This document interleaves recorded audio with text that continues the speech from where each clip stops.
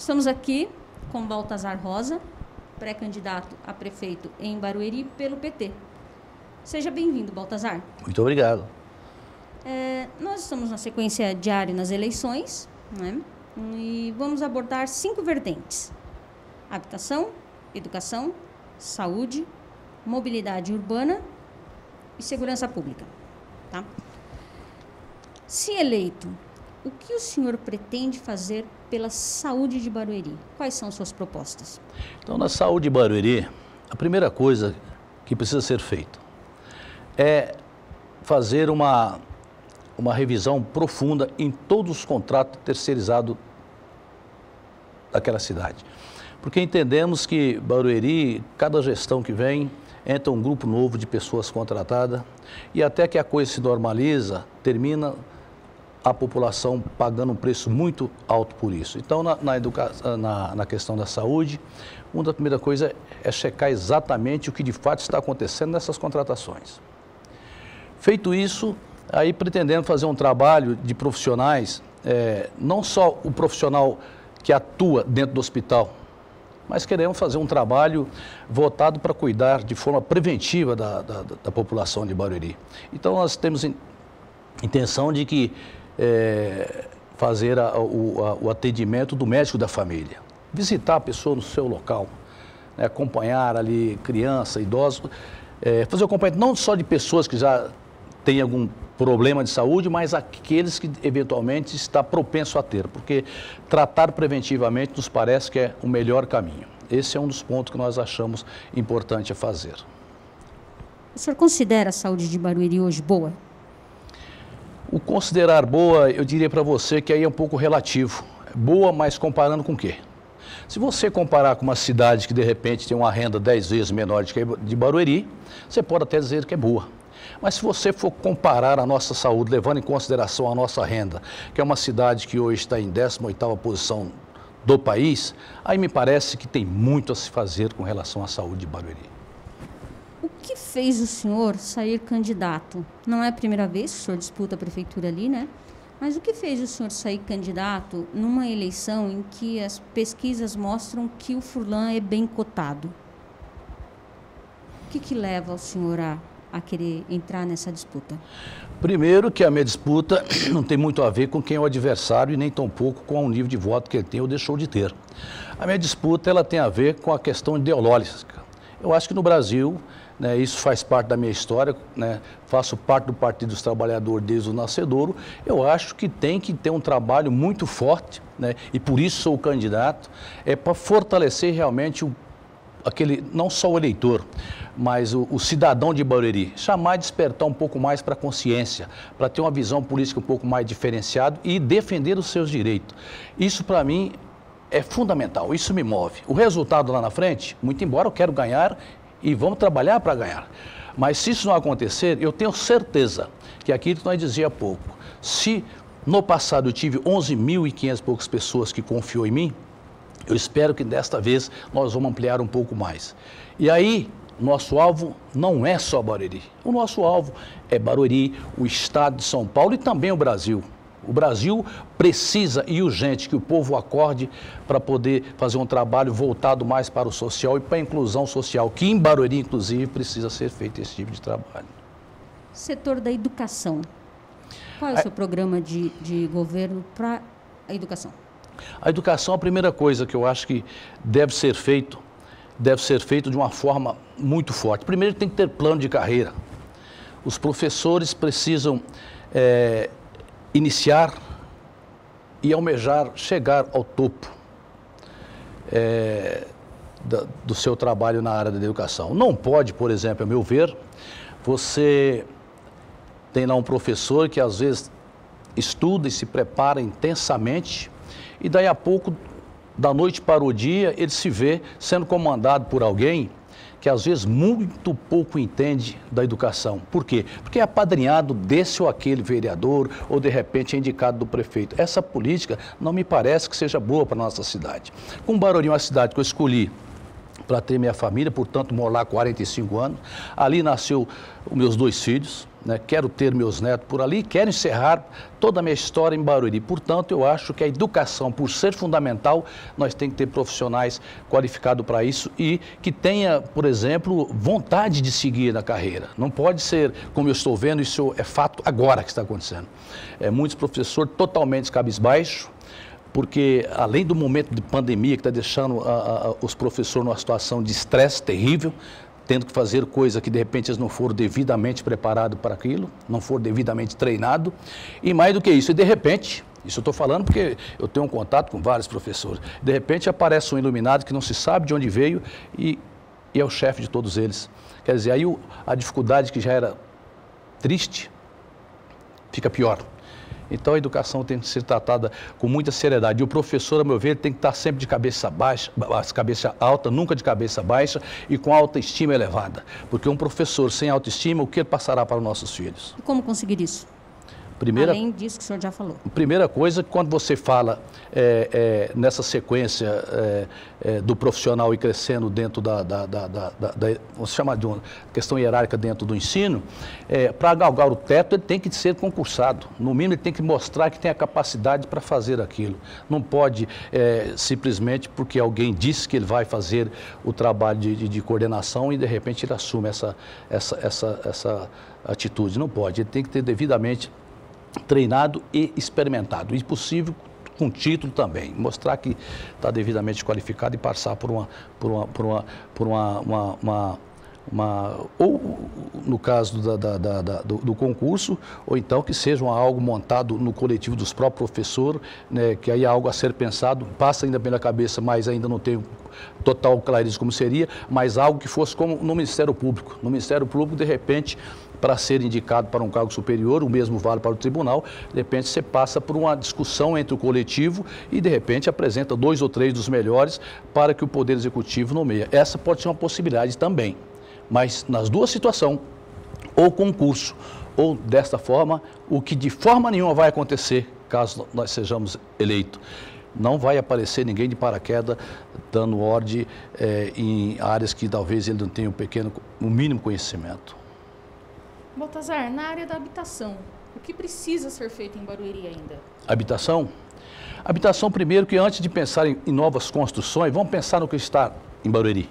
Barueri eu estou cansado de ver, pessoas falar que é uma... Eu já vi o seguinte ditado, uns falam 2 Barueris, outros falam, eu não estou dizendo aqui que estou militando em nenhuma dessas 2 falas que eu vou dizer, mas uns dizem, olha, temos 2 Barueri, temos a Barueri pobre e a Barueri rica. Bom, não vou entrar no detalhe dessa questão, mas vou entrar, sim, na questão que eu vejo na minha cidade. O que eu posso te afirmar é que Barueri, por ser uma cidade de uma renda extraordinária, a nosso ver, se você andar na nossa cidade, inclusive ali próximo, não sei se vocês conhecem, onde é a Arena de Barueri. A Arena, hoje ela já não é mais, mas ela... Há tempos atrás, a Arena era considerada realmente o top das arenas no Brasil. Hoje mudou, mas ela já foi. E ali é o bairro, inclusive, que eu resido. Vai lá e dá uma olhada em volta da Arena, como que está o acabamento da cidade. Então, a primeira coisa para se fazer em Barueri, isso é sonho meu antigo, desde 2004. Precisaria de ter uma forma de um município assumir uma responsabilidade, talvez aí com o Banco do Povo, algo que valha, de dar possibilidade para o cidadão de Barueri terminar as suas construções. O que seria isso? Aquelas casas que estão inacabadas, aquelas casas que estão descobertas. Então, dá condições para que ele reboque sua casa, faz a pintura, faça um negócio bonito, cubra todas as casas para ficar uma cidade bonita. Esse era o primeiro passo. Antes de pensar depois num programa que, muito embora o Minha Casa e Minha Vida deixou de existir, o programa Minha Casa e Minha Vida, mas o município precisaria de pensar alguma coisa nesse sentido, levando em considerações o grande débito habitacional da cidade. Mas primeiro isso, vamos então pegar o que já temos, resolver essa questão, deixar uma cidade mais bonita, para não ficar comparando, agora dizendo por que eu disse 2 Barueri, comparando a Alphaville com o resto da cidade. né, que aí fica o negócio, e tem um contraste muito grande ali, isso é verdade. Então já ficaria um negócio mais bonito. É bom para quem? Seria bom para nós, que moramos mais na periferia, e bom também para o pessoal do Alphaville, porque ficaria uma cidade um tanto quanto mais bonita. Aí o que tem de bom nisso? Primeiro, se você mora em uma casa que está inacabada, mal rebocada, quando chove, é comum ter umidade, isso gera infiltração, bolura, aquela coisa toda. Bom, não precisa forçar muito a ideia para perceber que isso gera problema de saúde. Criança, idosos, com certeza, numa casa com bastante bolor, vai ter, no mínimo, vai ter problema de respiração.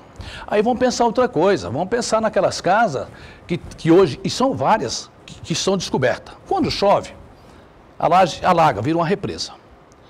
Bom, também não precisa de ser nenhum intelectual para perceber que onde tem água empoçada vai ter um problema com a dengue.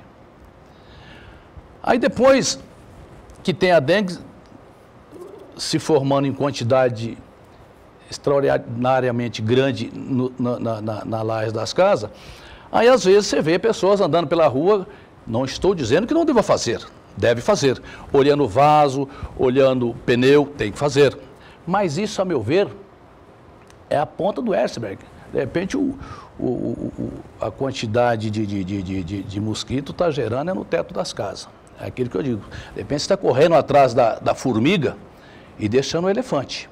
Então, me parece que isso é prioridade. Precisa fazer, porque é cuidar do bem-estar do pessoal para ter isso aumenta a autoestima, né? Você vê a casa bonita, você fica feliz e cuidar da saúde. Agora, fora isso, depois, esse ainda não tem os dados todos, porque o plano de governo nosso está sendo elaborado, mas nós queremos fazer um diagnóstico profundo para saber qual é o déficit habitacional em Barueri. E começar pelas áreas livres, que eu conheço todas. Conheço de andar rua por rua e visitar muitas casas, que é lá no Vale do Sol e aqui no Imperial. Ali tem que ter um programa pesado para tirar o povo daquela situação de penúria. Eu estive vendo uma reportagem essa semana, eu não me lembro qual foi o canal, mas nós temos lá, na área livre, o local que como diz, o esgoto está lá a céu aberto. Levando em consideração que a minha cidade é uma das mais ricas do Brasil, me parece que aquilo lá não é legal. Precisamos cuidar daquilo com carinho. E aí, quando pensa em habitação, também não é só pegar, chegar e pegar o pessoal e, de repente, vir com ideia mirabolante, igual muitos fizeram, o pessoal está morando aqui, aí você pega ele e manda lá para o outro lado da cidade. Não me parece também que esse é o melhor caminho. Não vou dizer para você aqui como será de fato, porque como dentro do nosso programa de governo também tem um item que é importante saber, que nós vamos implantar o orçamento participativo, e no orçamento participativo pode ser que depois, com o posicionamento da população, algumas coisas podem até ser diferentes do que nós pensamos, porque na verdade o que basta não é o que é bom para o candidato, é o que é bom para nós, o povo de Barueri. Então pode mudar, mas o que eu penso a princípio? Então você tem que cuidar de chegar naquele local, essas áreas de maior penúria do povo, tentar trabalhar ele dentro da própria comunidade, sem deslocar ele dali. Porque ali as crianças já têm uma relação de amizade, a escola está por ali, então tem que tentar trabalhar naquele local. Agora, um sonho que eu sempre tive, e se prefeito for, a gente vai levar adiante, é construir 4 céus na região. E essa já tenho mapeado como eu tinha outras escolas no passado. A área que deve ser atingida é a área mais periférica da cidade. Porque aí o que precisa acontecer é que a criança que às vezes nunca foi no cinema, ele vai ter oportunidade de ir. A criança que nunca entrou numa piscina vai ter oportunidade de ir. O dia eu estava olhando a questão de uma piscina e eu fiquei besta de ver, porque eu não sei se é um vereador ou quem que é que fez aquilo, mas um negocinho pequeno, eu acho que ele abriu lá para a população, mas não é com o intuito de fazer, a meu ver, não é com o intuito de fazer algo para a sociedade de uma forma mais ampla, mas é um momento até oportunista de eleitoreiro, porque sabe que as crianças ficam loucas para ver uma piscina. Acho que o cara abriu lá, mas fica assim, um pulando por cima do outro. Aquilo realmente me corta o coração. Então tem que fazer um local onde toda criança da periferia tem acesso a essas coisas, além de ter acesso ao esporte, né, cinema e teatro, e fazer o que a Marta fez em São Paulo quando eu estive visitando mais do que um céu lá em São Paulo. Eu fiquei maravilhado com aquilo. Tem acesso para toda a criançada e no fim de semana o que tem de bom? Isso eu assisti porque eu estava lá. Eu fui num final de semana e aí vi uma família, era pai e mãe, parece que tinha 3 crianças. E eu tive a oportunidade, inclusive, de conversar com essa família, porque eu vi que a mãe, por exemplo, ela estava muito emocionada. Aí eu indaguei por qual razão. E o motivo que ela me disse é o seguinte: olha, a mãe disse, eu nunca tive a oportunidade de entrar no cinema e agora eu vou entrar, eu, meu marido e meus 3 filhos. Foi um negócio que aquilo também, eu me senti emocionado com aquilo que vi. Então essas coisas marcam e nós queremos fazer. Segurança pública, candidato. A segurança. A segurança, a primeira coisa que precisa fazer, nós precisamos de repensar a maneira de qualificar o profissional. Porque segurança pública não é sair igual está acontecendo e muito a miúdo do Brasil afora. De quando em quando você está vendo policial aí pisando no pescoço das pessoas. Aí fala, mas é bandido. Mas mesmo que for bandido, o bandido também tem o direito dele, tem que ser respeitado. Mas o pior é que em mais de um caso que nós assistimos por aí, são pessoas inocentes. Eu vi casos de professoras ser espancada. Professoras ser espancada. Vi casos de professoras, inclusive em Barueri. Estava lá no movimento de estudantil, a professora foi muito humilhada pelo um profissional que deveria protegê-la. O policial agiu de forma muito ruim. Vi uma outra também, que é uma senhora, essa não era professora, ela faz as vendinhas dela lá, o profissional, os ambulantes que vende as coisinhas lá. A maneira que retiraram a mercadoria dessa senhora, eu pude ver aquilo não é humano, aquilo não é justo. Então, não pode ser assim o treinamento dos profissionais que vai cuidar da segurança da população. Então, tem que ter um treinamento profundo. Quando o cidadão sair do batalhão para ir atender, ele tem que sair, e aí eu estou falando aqui vamos dizer, na minha cidade, por exemplo, o que predomina é a guarda. Então ele tem que sair para trabalhar pensando em cuidar de pessoas. Ele não tem que sair pensando que ele é o Rambo que vai arrebentar e quebrar, porque assim não funciona. E como advogado, eu te falo que eu tive participando de alguns processos em que o cidadão,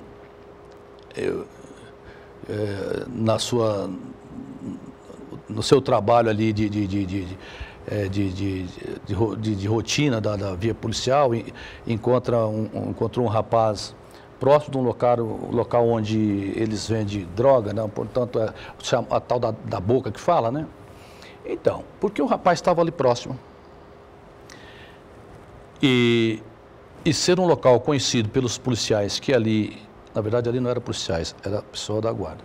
Por ser conhecido como local em que era dado ao tráfico, o rapaz já foi abordado e por ele ter passagem anterior já pela polícia, então o que já fizeram? Prenderam ele porque naquelas possibilidades já haviam localizado lá uma droga. Então, eu estou dizendo algo pontual, que não é tão pontual assim, porque eu já vi tantos outros, mas esse foi o que mais me chamou a atenção. Então, aí, prendeu o rapaz. E eu fui defensor desse rapaz, inclusive pela defensoria. Agora eu deixei nesses dias, porque em função do coronavírus, eu estou evitando ir em audiências presenciais. Mas eu fui o defensor desse cidadão. Quando chegou a minha vez de manifestar no processo, esse cidadão estava preso há 7 meses. Muito bem. Aí, no momento em que nós fomos ouvir o condutor dele no momento da prisão e aquele que o prendeu, o que eles disseram, prendemos porque ele estava próximo de uma boca de droga. Até aí, bom, mas e daí? Ah, não, mas estava próximo e a alguma distância lá, alguns metros, não sei aonde, a gente havia achado a droga. Tá bom, tá, até aí tudo bem. Mas e com ele? Tinha droga, ele estava vendendo? Ele não tinha nada, ele não estava vendendo, não estava fazendo nada, só por estar ali, prendeu. Aí eu falei, mas então por que vocês prenderam? Você disse na hora da audiência, não, eu prendi para averiguação, quer dizer, voltar a prender para averiguação. E aí o que tem de ruim? Foi levado adiante um processo nessa situação, quer dizer, não comprovou, o flagrante ali estava totalmente furado, totalmente sem sentido. Mas foi preso e aí depois teve lá a denúncia, enfim, ficou preventivamente preso por 7 meses. Isso não pode acontecer, é isso que eu quero dizer. Chamei a atenção para esse ponto, isso não pode acontecer, isso é um absurdo.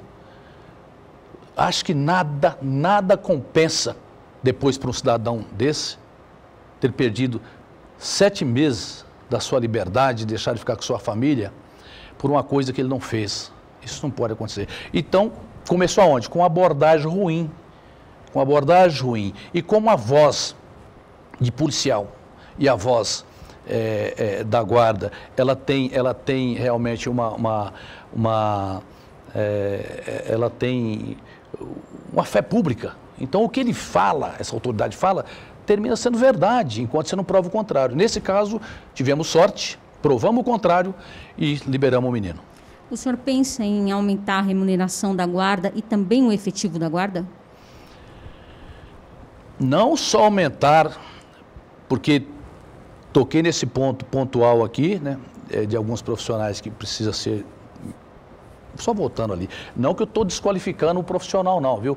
O que eu queria dizer é o seguinte, isso é responsabilidade do meu ponto de vista, que não ficou bem claro ainda, é do poder público, porque de repente ele não foi devidamente treinado, e o que eu estou querendo dizer é que de repente ele foi para a rua para fazer esse tipo de abordagem. Isso não pode acontecer, ninguém pode sair na rua prendendo as pessoas sem antes ter uma certeza que de fato ela está cometendo delito. Então eu estou chamando a responsabilidade aí, para o poder público.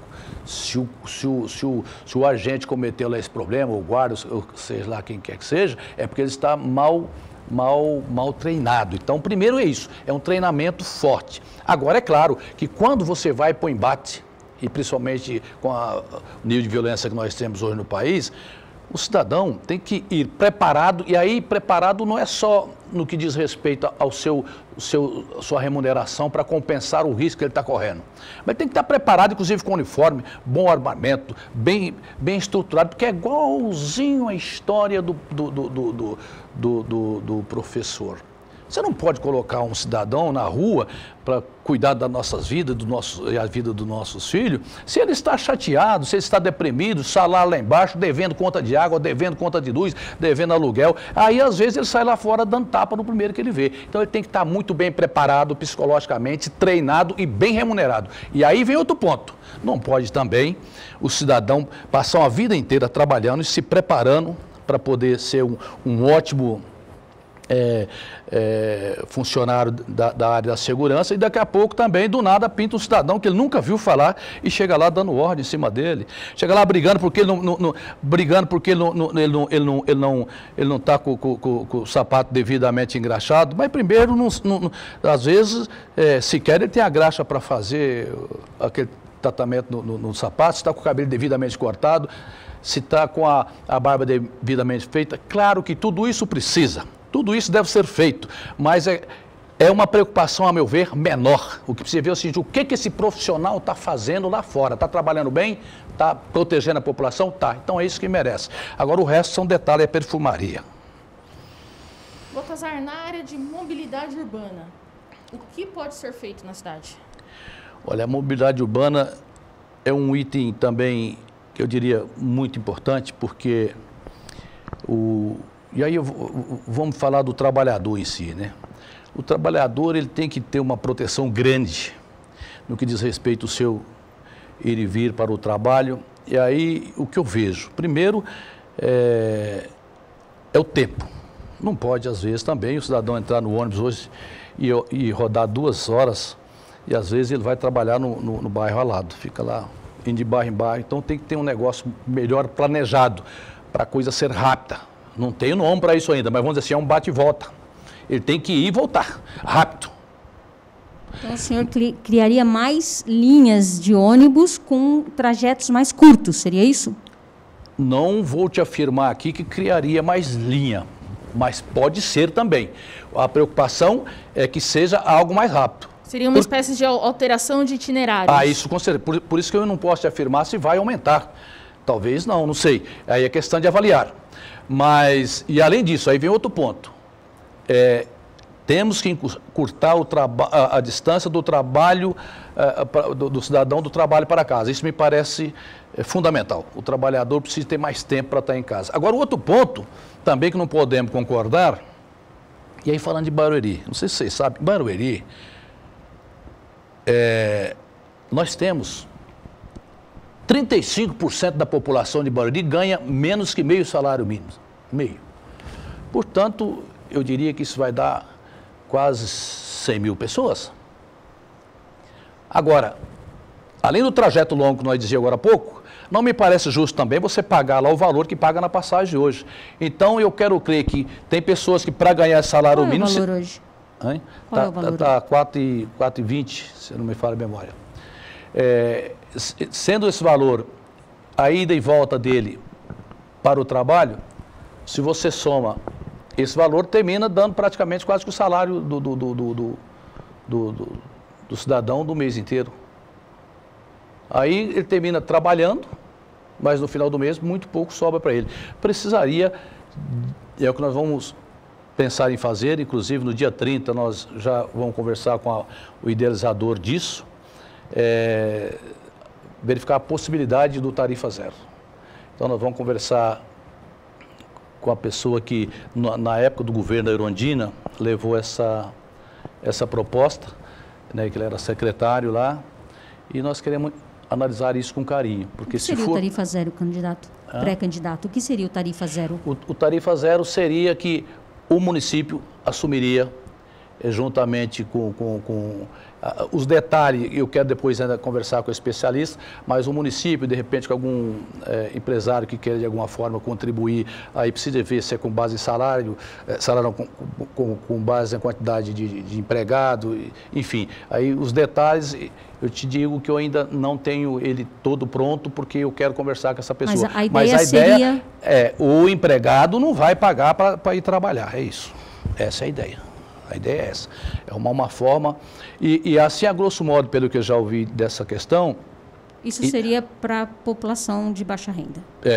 E o que eu já posso te adiantar, que pelo menos eu já ouvi e tenho clareza, é que aí você fala, poxa, mas vai gerar um prejuízo? Não, não é bem assim, porque primeiro que aquele dinheiro que o cidadão ia gastar com ônibus, ele vai colocar na economia local. E outro item que nós precisamos de pensar com muita profundidade é o pós-pandemia, é arrumar recurso local para a cidade, porque pequenos e médios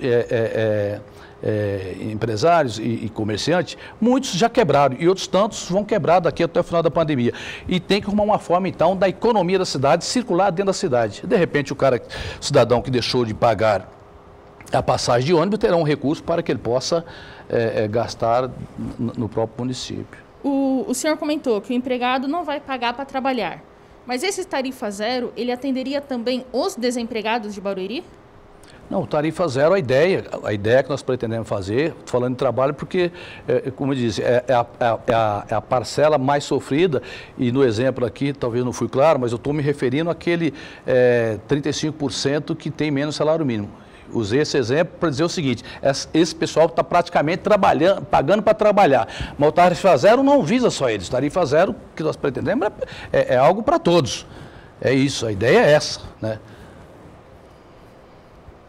Bom, a ideia é ousada, o senhor sabe, né? De onde viriam os recursos? Não, pois é, esse é o debate que nós vamos fazer agora, que eu quero conversar com o especialista, possivelmente no dia 30, mas posso te garantir que virá. E aí, tão logo eu tenha os detalhes, nós podemos voltar a conversar exclusivamente dessa questão. Então, um dos itens que eu ouvi na comentário com ele, que já me parece que faz sentido, é exatamente esse. Primeiro, que você já tem uma grande quantidade de recursos que o cidadão deixou de pagar o ônibus, ele vai gastar na própria cidade. Então, isso já vai gerar, de certa forma, de pronto, isso é de pronto, já vai gerar retorno no que diz respeito a impostos para o município, de pronto. Fora outras coisas que geram mais, que aí os detalhes que eu te confesso. Acho essa ideia extraordinária, estou apaixonado por ela, quero ouvir tudo sobre ela, quero ir a fundo e te garanto, se ela realmente for nos modos que eu estou pensando, que eu já conversei a grosso modo com essa pessoa, ela é possível e é viável. Baltazar Rosa, o senhor gostaria de acrescentar alguma coisa além dessas 5 vertentes analisadas? Bom, tarifa zero já comentamos, outra que eu acho que eu pontuei, mas muito superficial, e que nós queremos fazer também, e se eleito for, faremos sim, o orçamento participativo. Porque no orçamento participativo, é aquilo que eu te disse, eu tenho aqui esse ponto de vista que eu apresentei agora, algo que eu acho extraordinário para a cidade, mas é o que eu disse, o que vale não é só o que eu acho, é o que nós achamos. Essa vai ser realmente a nossa forma de atuar. E o orçamento participativo eu acho importante. E aí te digo o seguinte, por exemplo, nós temos lá, falamos agora há pouco, nós temos lá aquele estádio lá, a Arena, e que até pouco tempo era top. Aí uma pergunta que se fosse eu, na época, eu faria para a população. Vocês querem uma arena dessa aí? Ou vocês querem que nós construamos 5.000 casas populares para Barueri? Eu quero crer, porque como não foi feito, eu só posso ficar na linha da sua posição. Que essa população de 35% que está lá abaixo do salário mínimo, eu quero crer que eles iam optar pelas casas populares. Mas isso é coisa que vai depender do debate lá, quando nós colocar em apresentação para a população o que é melhor para a cidade. Baltazar Rosa, muito obrigada pela sua presença. Diário nas Eleições acabou de ouvir o pré-candidato do PT, Baltazar Rosa, em Barueri.